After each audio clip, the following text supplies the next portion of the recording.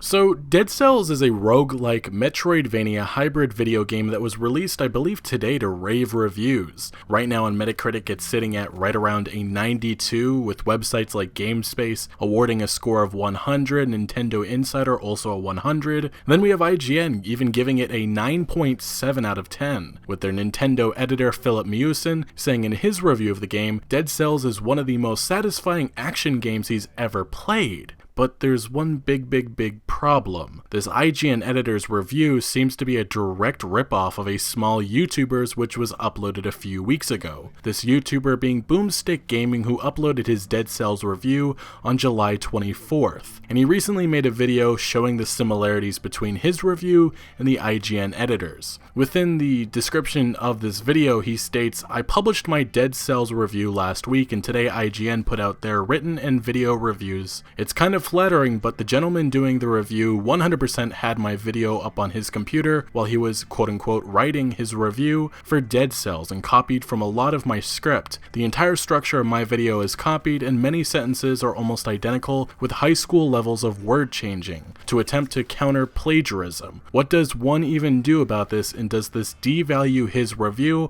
or does his score still count?" Now, to the actual evidence, I have to say it is pretty damning. This YouTuber Boomstick Gaming gave clear examples that pretty much show his entire video was ripped off. As he includes in the description, you have himself starting the video saying Dead Cells takes the progression of a Metroidvania and integrates it into this procedurally generated action roguelite. And then we have Philip, the IGN editor, who says it takes the progression system of a Metroidvania and transforms it into a procedurally generated action roguelite. Each video is about 4 minutes long, and this is the theme, which I will add the timestamps of when certain subjects are mentioned, and just structure of both videos are almost identical. You have Boomstick saying, "In Dead Cells, you will need to kill your way through a labyrinth of levels all punctuated by boss encounters that starts off quite linear, but the more you play, the more routes and game mechanics open up to you. You might not be able to make it to the final boss on your current run, but if you manage to salvage some blueprints for some new gear, or better yet, ability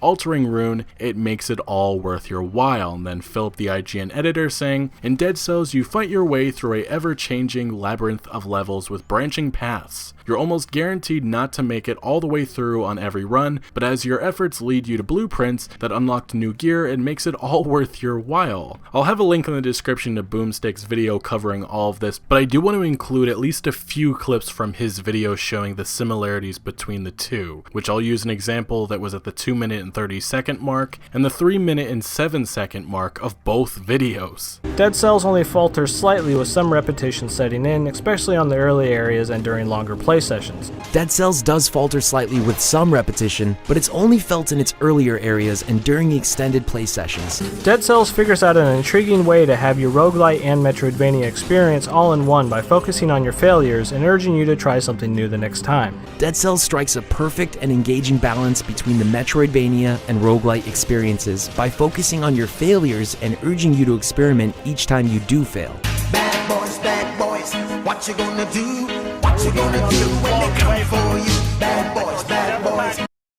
Now, since this YouTuber pointed out the blatant plagiarism, IGN has removed both the written and video reviews, replacing the written Dead Cell review with a statement which says, "As a group of writers and creators who value our own work and that of others in our field, the editorial staff of IGN takes plagiarism very seriously. In light of concerns that have been raised about our Dead Cells review, we've removed it for the time being and are investigating." Some people have said maybe both of these individuals just copied the press kit, but looking at it on the developer's website, it doesn't explain why both videos sound and are structured exactly alike. Personally, this seems like an open and shut case, but I certainly will be looking for the IGN editor's response, because thus far he's been quiet on the matter. This situation is just strange, mainly because on Philip's Twitter account, he sounded so excited for this game and his review. I mean, he clearly played the game, but I just don't understand why he decided to do this. Now, for IGN, this is a horrible look and it's damaging to their image. I will say there are some great people that work there and people that I respect just because of how passionate they are, but this is nothing less than an unfortunate situation, and I wonder what action they may take.